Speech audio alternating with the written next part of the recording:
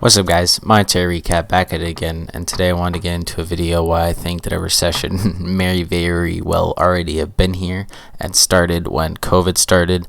And I think because of what happened with the virus that we were so blindsided to this. And to say blindsided is almost lying through my teeth. I mean, this was pretty obvious. I think as soon as we saw the increase, we've never seen this type of printing for a war, for, the polio, for Hiroshima, for World War II, for Vietnam. I mean, we have never ever seen this type of money printing in our entire life. This is the most money printing that we've ever seen from a government, and whether it be because of it's a liberal government, because of it's a hardened government, like an old guard government. There's a lot of elderly politicians up there on the podium, so they necessarily don't have to worry about what happens to the next generations because they're well off. They're good. That they can enjoy the increase of inflation because it values their assets at an inflated price. If inflation goes up, the people who own goods actually profit, because yes, your cost goes up, but so does your profits. You can charge more money. But I like to read a sentence for you guys that we have highlighted right over here. In 2008, when inflation rose across the globe on the back of high food and fuel prices, many countries allowed the high global prices to pass through to the domestic economy. In some cases, the government may directly set prices, as some did in 2008, to prevent high food and fuel prices from passing through. Such administrative price setting measures usually result in the government accrual of large subsidy bills to compensate producers for lost income. What does that sound like? Gas is going up, food prices are going up, inflation is going up, GDP is slowing down, our production is going down, our productivity is going down. I would like to recommend all our viewers to read the book of The Age of Diminished Returns or Expectations.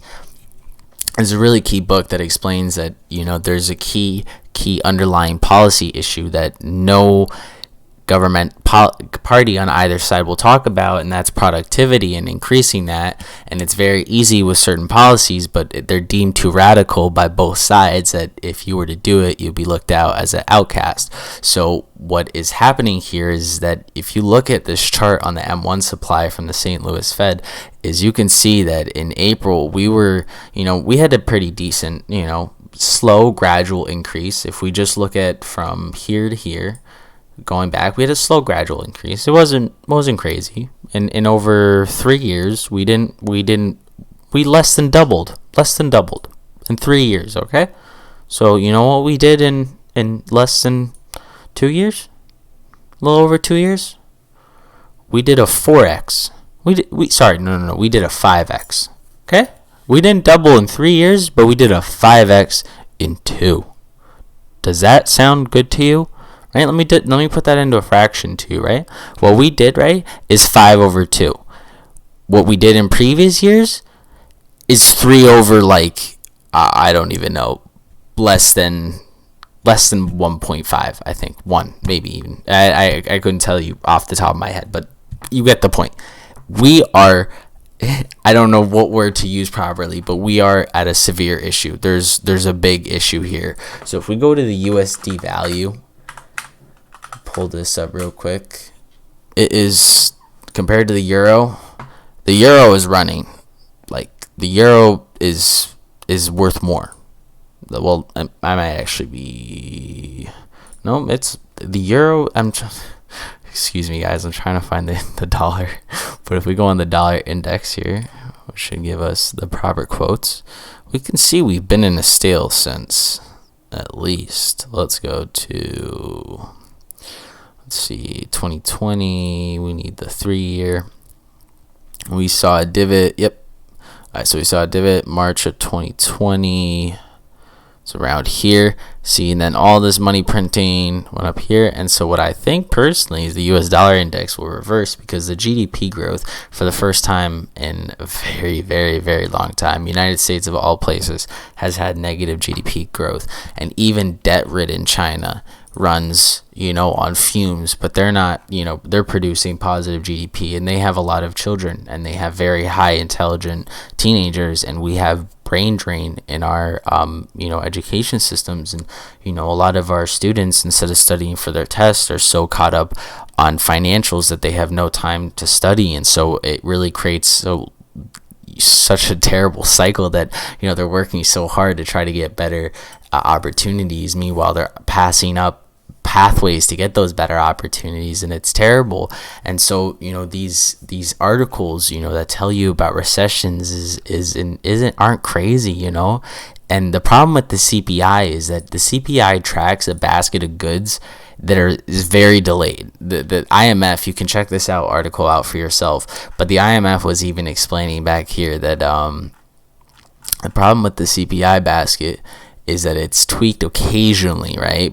But the problem is that the prices change at different paces, right? So gas could go up 3 times tomorrow, right? And then it might come back down a little bit, and it might not be everyone's biggest issue. But then bread goes up by 2x, oil goes up by 2x. Every day there's a new Twitter headline that's saying something of oil futures, food futures, corn futures. Next it'll be solar power. Soon we'll have an energy crisis. Who knows? Maybe we're gonna have an oxygen crisis.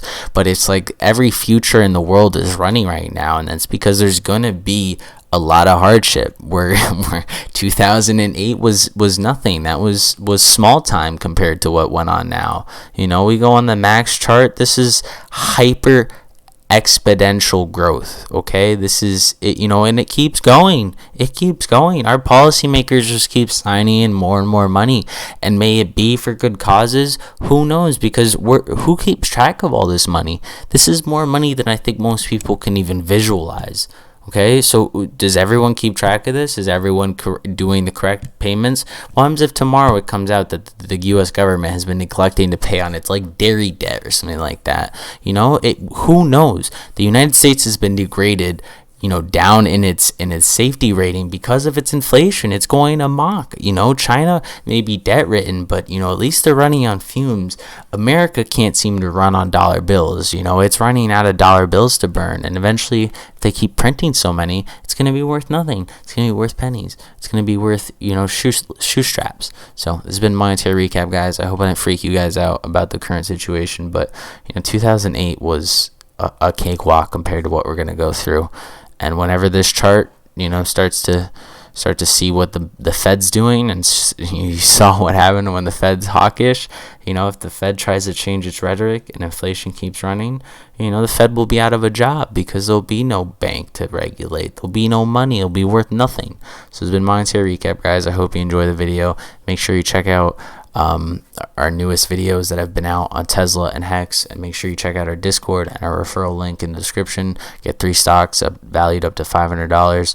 It's been Monetary Recap, guys. Hope you enjoy it. Make sure you comment and subscribe.